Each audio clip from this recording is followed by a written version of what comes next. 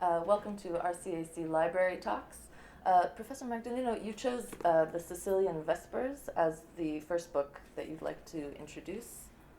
Well, I've chosen a selection of books that were all made a great impression on me when I read them.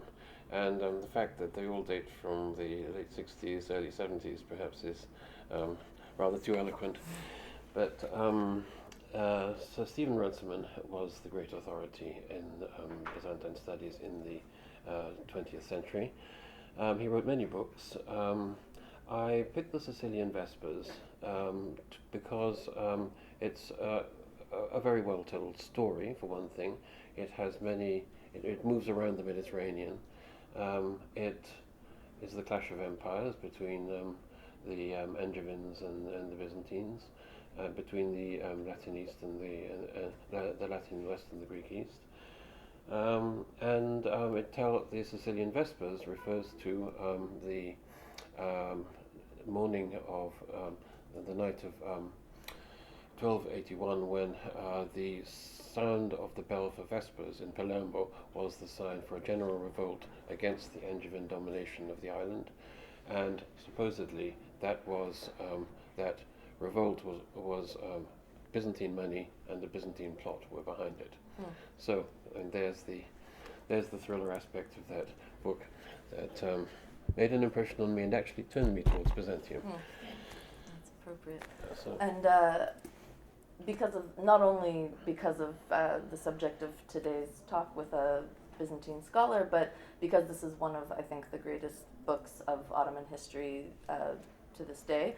I chose Cemal Kafadar's Between Two Worlds as the first book I'd like to discuss. It's, I think, still the best revisionist treatment of the rise of the Ottoman Empire out of a sort of frontier state engaged in warfare and raiding against the Byzantine Empire, but that's really just part of the story.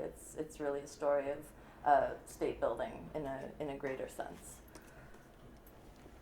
yeah, Cyril Mango's Byzantium, the Empire of New Rome is a book that I think still wears well as a general introduction, not to Byzantine political history as such, but to Byzantine civilization, because it sets culture in a real, material, political world, and it always grounds the idealism of Byzantine culture in the social and economic realities, and that for the time was quite an achievement.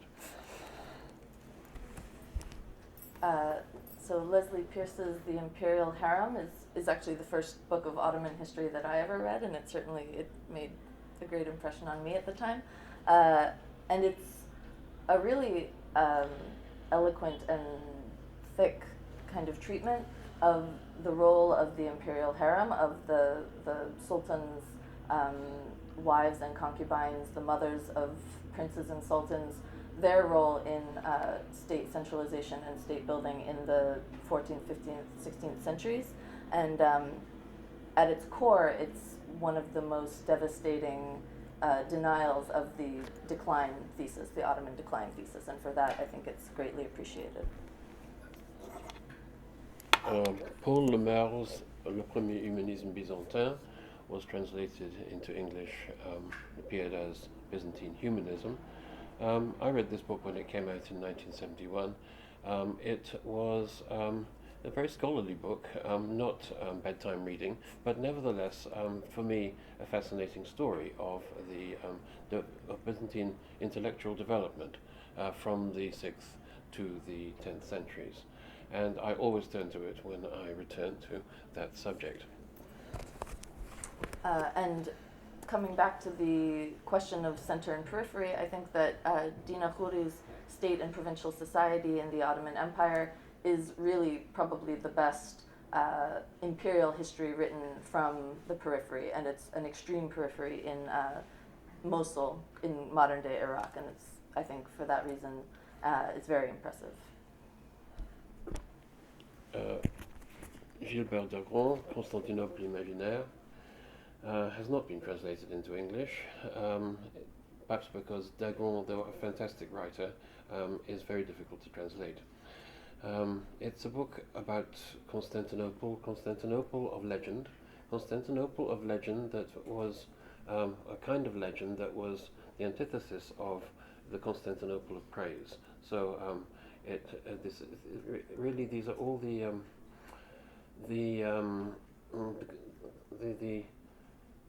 is the seamy side and the pessimistic side of Constantinople's history and its destiny, but also with a subterranean interest in the pagan past of Constantinople, of Byzantium, before its refoundation by Constantine the Great. I wanted to include one example, at least one example, of an Ottoman provincial history from the late imperial period. So this is a late 19th century treatment of Ottoman Beirut, Fin de siècle Beirut, The Making of an Ottoman Provincial Capital by Jens Hansen.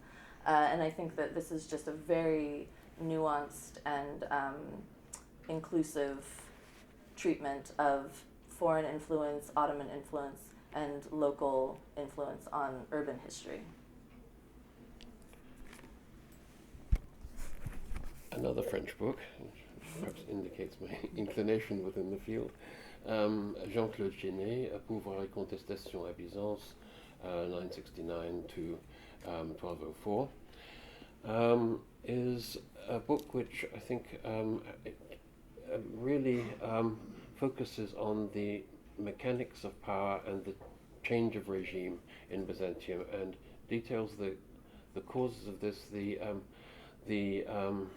really the laws by which it happened, more clearly and in absolutely clear analytical detail, better than any other book that I know. And published in 1990, it's I think not a line of it could really be rewritten or changed today. And just as the final selection, Baki Tezcan's The Second Ottoman Empire, I wanted to include because it offers a very creative revision of so many of the problems in Ottoman historiography, and is sort of a milestone for where the field may go in the next decade, in the next generation. So it's a good bookend for that reason.